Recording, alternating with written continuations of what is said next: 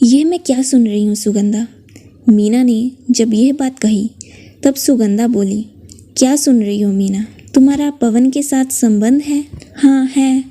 यह जानते हुए कि तुम विधवा हो और एक विधवा किसी के साथ संबंध नहीं रखती, मीना ने समझाते हुए कहा। पल भर रुककर वह फिर बोली, फिर तो 58 साल की हो गई है तो क्या हुआ? सुगंधा ने कहा, औरत बूढ़ी हो जाती है तब उसकी इच्छा नहीं जागती क्या? तू भी तो 55-56 साल के आसपास है, तेरी भी इच्छा जब होती होगी तो क्या भाई साहब के साथ हम बिस्तर नहीं होती होगी? मीना कोई जवाब नहीं दे पाई। सुगंधा ने जो कुछ कहा सच कहा है, वह भी तो इस उम्र में हम बिस्तर होती है। फिर सुगंधा विधवा है तो क्या हुआ? आखिर औरत का दिल ही तो है। उसने कोई जवाब नहीं दिया।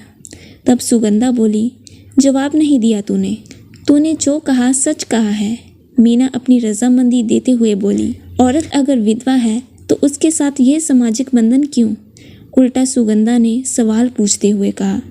तब मीना पल भर के लिए कोई जवाब नहीं दे पाई।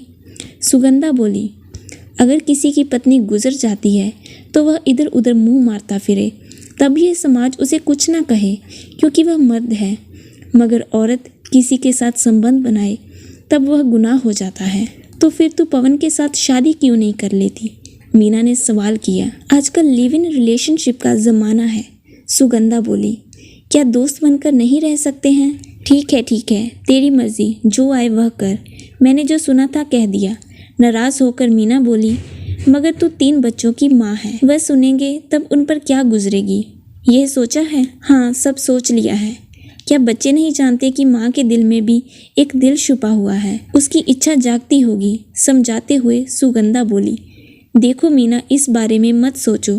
तुम अपनी लगी प्यास भाई साहब से बुझा लेती हो। काश ऐसा ना हो, मगर तुम मुझ जैसी अकेली होती तो तुम भी वही सब कुछ करती जो आज मैं कर रही हूँ। समाज के डर से अगर नहीं भी करती तो तेरे भीतर एक आग उठती जो जलाकर तुझे भीतर ही भीतर भस्म करती। ठीक है बाबा, अब इस बारे में तुझसे कुछ नहीं पूछूंगी, तेरी मर्जी, जो आए वह कर, कहकर मीना चली गई। मीना ने जो कुछ सुगंधा के बारे में कहा है सच है। सुगंधा पवन के साथ संबंध बना लेती है। यह भी सही है कि सुगंधा 3 बच्चों की माँ है। उसने तीनों की शादी कर गृहस्थी भी बसा दी है। सबसे बड़ी बेटी शीला है जिसकी शादी कोटा में हुई है। सुगंधा के दोनों बेटे सरकारी नौकरी में हैं। एक सागर में इंजीनियर है तो दूसरा कटनी में तहसीलदार। सुगंधा खुद अपने पुश्तैनी शहर जवारा में अकेली रहती है। अकेले रहने के पीछे यही वजह है कि मकान किराए पर रखा है। सुगंधा के दोनों बेटे कहते हैं कि अम्मा अकेली मत रहो, हमारे साथ आकर रहो। तब वह कभी कभी उनके पास चली जाती है। महीने 2 महीने तक जिस बेटे के पास रहना होता है रह लेती है, मगर रहते रहते ये एहसास हो जाता है कि उसके रहने से वहाँ उनकी आज़ादी में बाधा आ रही है। तब वह वापस पुश्तैनी शहर में आ जाती है। यहाँ बड़ा सा मकान है सुगंधा का, जिसके 2 हिस्से किराए पर दे रखे हैं। एक हिस्से में वह खुद रहती है, पति की पेंशन भी मिलती है। उसके पति शैलेंद्र तहसील दफ्तर में बड़े बाबू थे। रिटायरमेंट के साल भर के भीतर उनका दिल की धड़कन रुकने से देहांत हो गया। आज 3 साल से ज़्यादा समय बीत गया है। तब से वह खुद को अकेली महसूस कर रही है। अभी उसके हाथ पैर चल रहे हैं, सामाजिक जिम्मेदारी भी वह निभाती है। जब हाथ पैर चलने बंद होंगे तब वह अपने बेटों के यहाँ रहने चली जाएगी। फिर किराएदारों से किराया भी समय पर वसूलना पड़ता है, इसलिए उसका यहाँ रहना भी ज़रूरी है। ज़्यादातर सुगंधा अकेली रहती है, मगर जब गर्मी की छुट्टियाँ होती है तो बेटी बेटों के बच्चे आ जाते हैं। पूरा सूना घर कोलाहल से भर जाता है। अकेले में दिन तो बीत जाता है, मगर रात में घर खाने को दौड़ता है। तब बेचैनी और बढ़ जाती है, तब आंखों से नींद गायब हो जाती है। ऐसे में शैलेंद्र के साथ गुजारी रातें उसके सामने चलचित्र की तरह आ जाते हैं। मगर जब से वह विधवा हुई है, शैलेंद्र की याद और उनके साथ बिताए गए पल उसे सोने नहीं देते। पवन सुगंधा का किराएदार है। वह अकेला रहता है। वह पॉलीटेक्निक में सिविल मैकेनिक पद पर है। उसकी उम्र 56 साल के आसपास है। उसकी पत्नी गुजर गई है। वह अकेला ही रहता है। उसके दोनों बेटे सरकारी नौकरी करते हैं और उज्जैन में रहते हैं। दोनों की शादी करके उनका घर बसा दिया है। रिटायरमेंट में 6 साल बचे हैं। वह किराए का मकान तलाशने आया था। धीरे धीरे दोनों के बीच खिंचाव बढ़ने लगा। जिस दिन चपरासी रोटी बनाने नहीं आता, उस दिन सुगंधा पवन को अपने यहाँ बुला लेती थी या खुद ही वहाँ बनाने चली जाती थी। पवन ऊपर रहता था। सीढ़ियाँ सुगंधा के कमरे के गलियारे से ही जाती थी। आने जाने के बीच कई बार उनकी नज़रें मिलती थी। तब सुगंधा उसे अपने यहाँ रोटी खाने बुलाती थी। तब कई बार जानकर आंचल गिरा देती थी। ब्लाउज से जब उभार दिखते थे तब पवन देर तक देखता रहता था। वह आंचल से नहीं ढकती थी।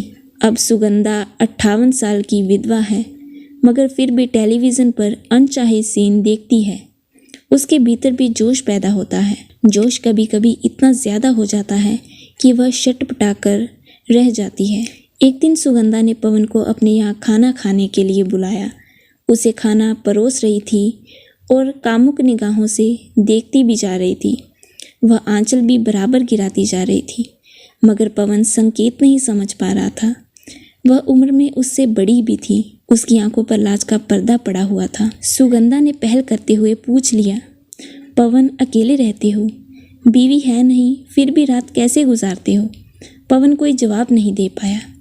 एक विधवा बूढ़ी औरत ने उससे यह सवाल पूछकर उसके भीतर हलचल मचा दी। जब वह बहुत देर तक इसका जवाब नहीं दे पाया, तब सुगंधा फिर बोली, आपने जवाब नहीं दिया। तकिया लेकर तड़पता रहता हूँ, पवन ने मजाक के अंदाज में कहा। बीवी की कमी पूरी हो सकती है। जब सुगंधा ने यह बात कही तब पवन हैरान रह गया। आप क्या कहना चाहती हो? मैं हूं ना आपके लिए। इतना कहकर सुगंधा ने नामुक निगाहों से पवन की तरफ देखा। आप उम्र में मुझसे बड़ी हैं। बड़ी हुई तो क्या हुआ, एक औरत का दिल भी है मेरे पास। ठीक है, आप खुद कह रही हैं तो मुझे कोई एतराज़ नहीं। इसके बाद तो वह एक दूसरे के बेडरूम में जाने लगे। जल्दी ही उनके संबंधों को लेकर शक होने लगा, मगर आज मीना ने उनके संबंधों को लेकर जो बात कही उसे साफ साफ कहकर सुगंधा ने अपने मन की सारी हालत बता दी। मगर एक विधवा होकर वह जो काम कर रही है, क्या उसे शोभा देता है? समाज को पता चलेगा तब सब उसकी बुराई करेंगे, उस पर ताने कसेंगे। मीना ने तो सुगंधा के सामने पवन से शादी करने का प्रस्ताव रखा। उसका प्रस्ताव तो अच्छा है। शादी समाज का एक लाइसेंस है। दोनों के भीतर एक ही आग सुलग रही है, मगर इस उम्र में शादी करेंगे तो मजाक नहीं उड़ेगा। अगर इस तरह से संबंध रखेंगे तब भी तो मजाक ही बनेगा। सुगंधा बड़ी दुविधा में फंस गई। उसने आगे बढ़कर संबंध बनाए थे। इससे अच्छा है कि शादी कर लो, थोड़े दिन लोग बोलेंगे फिर चुप हो जाएंगे। उसने ऐसे कई लोग देखे हैं जो इस उम्र में जाकर शादी भी करते हैं। क्यों ना पवन से बात करके शादी कर ले। अरे सुगंधा, आप कहाँ खो गई? पवन ने आकर जब यह बात कही तब सुगंधा पुरानी यादों से आज में लौटी। लगता है बहुत गहरे विचारों में खो गई थी। हाँ पवन, मैं यादों में खो गई थी। लगता है पुरानी यादों से तुम परेशानी महसूस कर रही हो। हाँ, सही कहा आपने। देखो सुगंधा, यादों को भूल जाओ, वरना ये जीने नहीं देंगे। कैसे भूल जाऊं पवन? आपसे आगे रहकर जो संबंध बनाए मैंने अच्छा नहीं किया। अपनी उदासी छिपाते हुए सुगंधा बोली। फिर पल भर रुक कर वह बोली, लोग हम पर उंगली उठाएंगे, उसके पहले हमें फैसला कर लेना चाहिए। फैसला? कौन सा फैसला सुगंधा? पवन ने हैरान होकर पूछा। हमारे बीच जो संबंध है उसे तोड़ दें या परमानेंट बना लें। मैं आपका मतलब नहीं समझा। मतलब यह है कि या तो आप मकान खाली करके कहीं चले जाएं या फिर हम शादी कर लें। सुगंधा ने जब यह प्रस्ताव रखा तब पवन भीतर ही भीतर खुश हो गया। मगर ये संबंध कैसे होगा? वह बोला, हम शादी कर लें, ये बात तो ठीक है सुगंधा, मगर आपकी और हमारी औलादें सब घर गृहस्थी वाली हो गई हैं। ऐसे में शादी का फैसला नहीं हो सकता है, यही कहना चाहते हो? पवन को रुकते देख सुगंधा बोली, मगर ये क्यों नहीं सोचते कि हमारी औलादें अपने अपने घर में बिजी हैं। अगर हम शादी कर लेंगे तब वह हमारी चिंता से मुक्त हो जाएंगे। जवानी तो मौज मस्ती और बच्चे पैदा करने की होती है, मगर जब पति पत्नी बूढ़े हो जाते हैं तब उन्हें एक दूसरे की ज़्यादा ज़रूरत होती है। आज हमें एक दूसरे की ज़रूरत है। आप इस बात को क्यों नहीं समझते हो? आपने ठीक सोचा है सुगंधा। मेरी पत्नी गुजर जाने के बाद मुझे अकेलापन खूब खलने लगा, मगर जब से आप मेरी ज़िंदगी में आई हैं मेरा वह अकेलापन दूर हो गया है। सच कहते हो, मुझे भी अपने पति की रात को अकेले में खूब याद आती है। सुगंधा ने भी अपना दर्द उगला। मतलब ये है कि हम दोनों एक ही आग में सुलग रहे हैं। अब हमें शादी किस तरह करनी चाहिए इस पर सोचना चाहिए। आप शादी के लिए राज़ी हो गए। बहुत सालों के बाद सुगंधा के चेहरे पर खुशी झलकी थी। वह आगे बोली, शादी किस तरह करनी है ये सब मैंने सोच लिया है। क्या सोचा है सुगंधा?